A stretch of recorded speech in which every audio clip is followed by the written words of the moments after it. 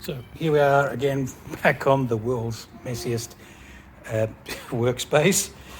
A couple of improvements since the last video.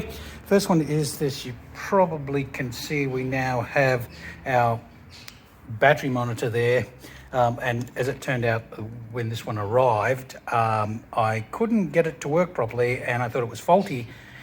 So I had ordered this replacement, which is virtually the same thing, only a little bit different form factor. But it turned out there was nothing wrong with this one. It was that I had a short in the device. So lucky we found that. So there was a battery terminal touching a mounting part of the bracket, which makes me wonder about these aluminium sides. I may have to rethink this. I think thick acrylic ones might be a better solution. It's just too easy to get a short here. In general, though, I mean, cars, the whole body's negative, so with 12 volts, that's probably okay, but I don't think I want to be doing that. The other one is the proper wind controller arrived. Again, this is a cheap Chinese one, but it actually has a lot of features. It actually accepts both solar and battery. Well, obviously there's a battery, and also can support a load, which we are never going to put anything on there. The solar, there may be an argument for that at some point. So if you got a couple of small solar panels, there's no reason why you couldn't plug those in as well. But as you know from the previous video, the wind charger was a bit of a disaster. So we had 100 km/h gusting wind, and the thing was flying off the top of the house, but generating only 6 volts and no measurable current. So, well, the controller wouldn't accept any charge. Given that there was not enough voltage there to push past the battery's EMF. So that was a bit of a disaster. But so we can see here, if we just got a couple of small panels, I haven't read the spec, but I believe I glanced at it, and I believe it will accept any voltage on here. So if you have even one small or even rooftop panel, and I think it goes from 0 to 300 watts. So you could easily get a single 250 solar panel and plug it in there and actually charge that as well. But again, we're just adding solar on top of solar. And in our property now we have 11.4 kilowatt of solar panels, and today the battery was full, and dumping the maximum onto the grid that we're allowed, and we still had 3 or 4 kilowatts spare. So there's probably very little argument for extra solar. The wind, the advantage of the wind, as I've always said, is it's minimal. However, with a good generator spinning at reasonable speed and a reasonable sized one, you can take the edge off that overnight load, which is, in our property, it's only 400, 500, 600 volts, depending on when my son's game machine gets shut down during the night.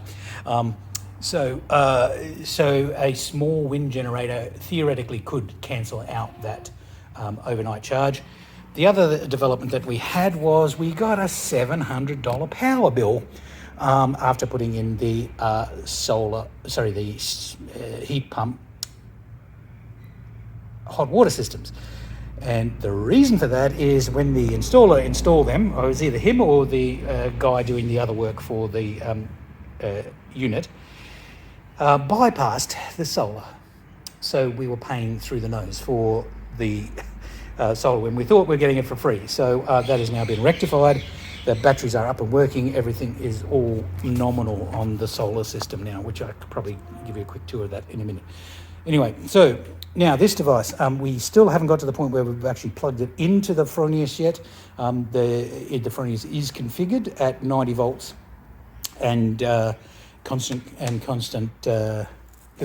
voltage. It's not. I'm not sure about the current yet. That's a big unknown.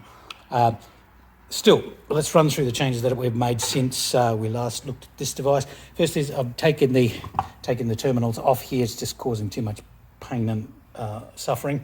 The other one is obviously, I said something last time that we weren't drawing much current from the battery, but of course if we're drawing 450 watts across this terminal, obviously we're drawing it from the battery too.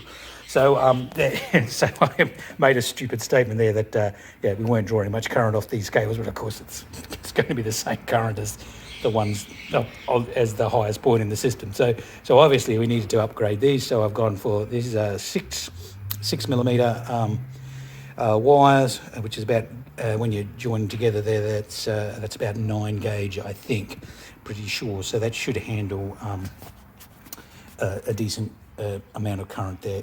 Shouldn't really be an issue. 9 gauge. The other thing, so we've upgraded the cables for all of the batteries. So the battery is all now at least 9 gauge. The other thing is obviously we've added the battery monitor. So the battery monitor is using this automotive relay. So if I can just pop that out here. Okay, so this is a 70 amp one. Actually, I've got a smaller one here, which might be easier to display. So this one is a, you can see it's a 12 volt, 40 amp relay. And if we look at the symbols on the top, which may be a little bit difficult, it's a normally open single pot, single throw relay automotive. And so these are quite common in 12 volt, obviously exactly what we're looking for. So we've just wired this on the battery monitor, which can only, if I see, well, it's upside down, but if we flip it over without damaging it too much, you can see that is a 20 amp. And if we're going 40 amps through here, obviously this little tiny wire is not going to cope with that kind of current, which is why we have this 70 amp one with much fatter terminals there, and the 12 volt switch is being controlled by the battery monitor. We're at about, I think it's 0.17 of an amp, so 1700 milliamps, which is actually a lot, which far more than we need, to be honest, but the coil in there is obviously fairly decent to run that relay. If we just look at the spec on the end of the relay, if we can get focus on there, yeah, so you can see it's the same design. So, oops, we'll go this way, make it more readable. So it's normally open. Trying to get a good shot of it here for you. Normally open, single pot, single throw. So SP, ST. And at 70 amps, it's certainly no trouble for our planned. See that, 12 volts, 70 amp, for our planned 450 watts. So 70 times 7, 10, 70, so we should be able to get, about 900 watts on that. So if we're running at 450, that is a nice margin. I'm not sure if I showed you this before, but I've replaced the small fan that came with the controller with the one that came out of this ATX housing. Now I'm pretty sure, I'm not 100% sure that the power supply for that comes off the feed-in and there's nothing in between. I think we'll soon see if this fan never comes on when it should. We know we've got some kind of. I didn't look at the schematic for the booster terribly well, but I would be sensible to not have anything too much in the way between the power supply and the and that fan. So they may have something up. We'll see, no doubt. Again, nothing too much else except again we've doubled up on the cabling. We went always, so we've got a minimum of 9 gauge. There's so 2 6 millimeter cross section cables coming into the box, and I've also changed this cable here, which was a bit dodgy, to a copper bus bar. So really a bus bar is a chunk of copper that I cut out and bent into the right shape so it would fit in that spot. Okay, so I'm about to do the load test. So I'll need to switch. So we're currently on the charger. So we'll switch over to the inverter. I haven't played with this for a few weeks, so I'm hoping everything's all okay. We've got the polarity right, negative and positive, negative, positive. Still got our fuse. Yep, everything looks good. If we go on, we should get the light come on. Yep, okay, that's good.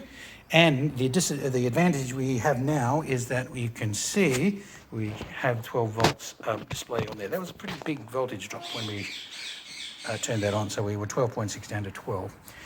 So the low voltage cutoff is set for 11.8 volts. So as that battery drains, the expectation is that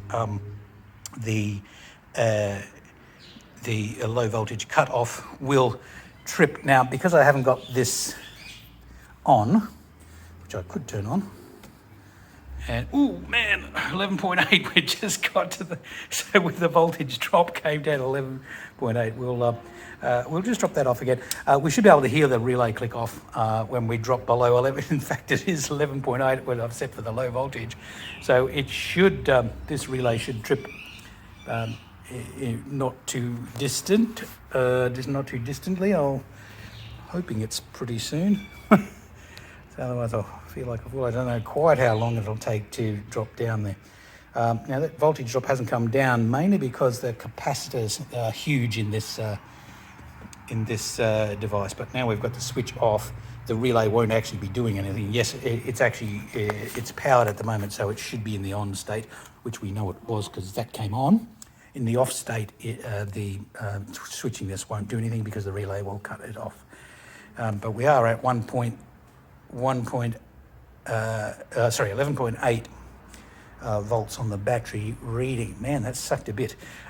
We'll see if that drops down below 1.7. The relay should trip and cut off. Now, I did some experimentation earlier on, which was a bit of a disappointment also. When we are charging with the battery charger, unfortunately, the battery monitor gets the charge voltage. So I'm not really sure.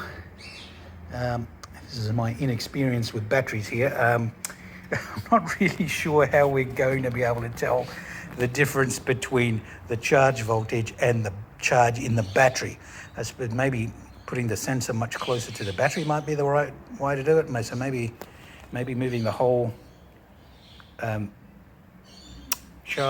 battery monitor to further down. And the other thing is we do need a isolator switch for the battery, which I realise now I didn't have, which I suppose I had it in the back of my mind to do it. Anyway, well, we'll just wait around until the relay trips. The idea is that when that drops below 1.18, which is what it's on now, the relay should trip and shut down. So I've turned this upside down for me, but it should be the right way up for you. And I'll just make things a bit more beautiful so it looks like, yeah. I'd like to plug this one in, but it's just the housing's no good, so it won't go. So we'll just hang around. Hopefully that 60-watt lamp will soon cut off. It might take a few minutes. Wish I had a mount for my phone. Actually, I do. But as soon as I walk away, of course, it'll trip, so we'll miss it. Come on, suck that juice.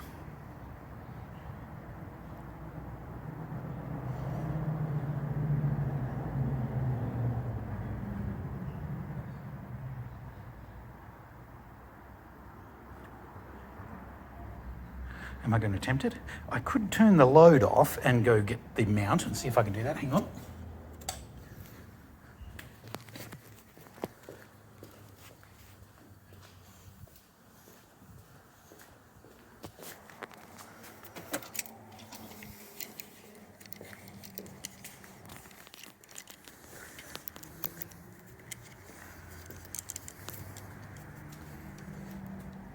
Now,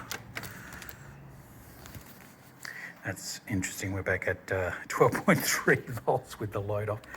I mean, that is a big load. It's a 60 watt lamp. I'm not sure of the efficiency on those transformers in the, probably not that great. Anyway, no, I don't really think I can use this mount, to be honest. Maybe I can just prop it up.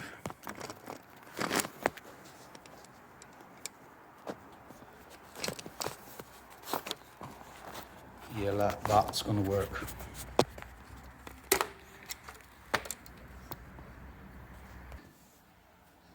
Okay, so we're still reading 12.4. Now, it would be nicer if I could put that the other way around, wouldn't it? But I don't think I can. Okay, load back on. Now, what's the drop? What does the voltage drop? Huge. Oh, we're back down to 12, okay. 1.19. Now, theoretically, 1.8 is the low voltage cutoff. So, just press over it. So that's the high.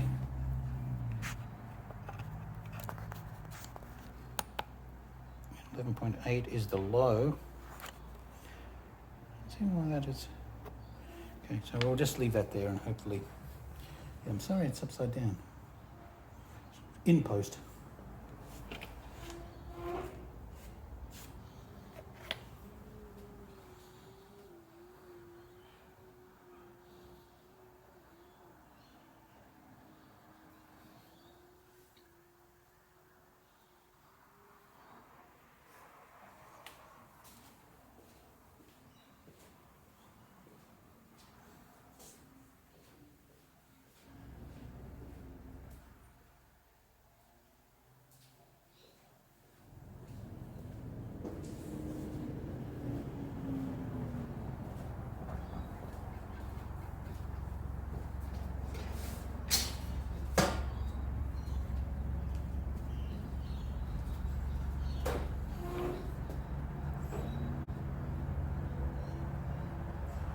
The other possibility, of course, is I could set it deliberately low and see if we can trigger it instead of waiting around the half our lives. Let's see if we can do that. If I could just work out how to drive it, that'd be awesome too.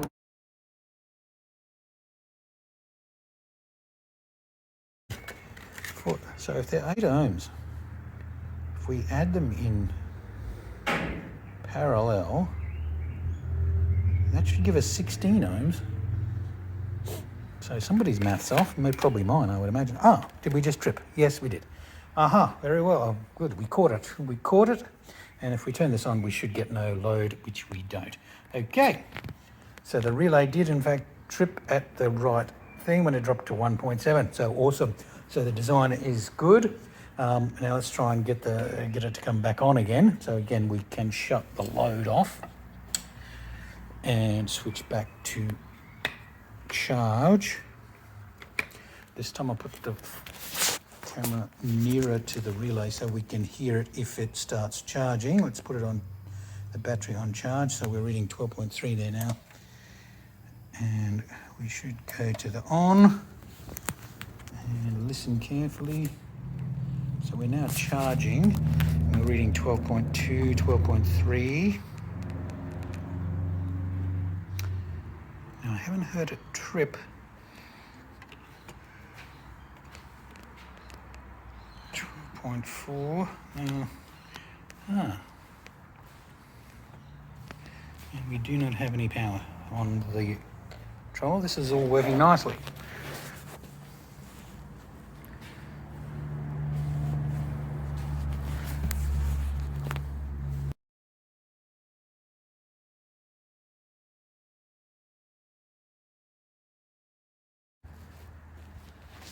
Okay, so we're getting close. So we're at 13.2, which is the set high voltage. So I'm expecting the relay to come back on any moment. So when we're on the low voltage, it didn't come on. It was set for 11.8, but didn't shut off till 11.7. So if all things being equal, if we hit 13.3, the relay should trip and we should get the booster come back on. Since that's the design and that's what the equipment states it should do. We will get a voltage drop because that relay itself sucks a fair bit of 1700 milliwatts, milliamps. So it's way more than you really ideally want, because it's a fairly big relay to get that current. So we're still at 13.2 any moment now. Any moment now. So you should see the whole thing explode.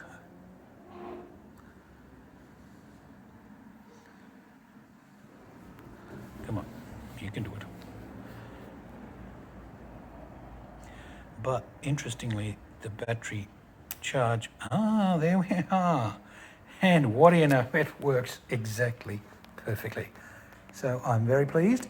I don't quite know where, we might have to look on the post and see if that actually flipped to 13.3 and then drop back from the voltage spike from the relay, but working perfectly.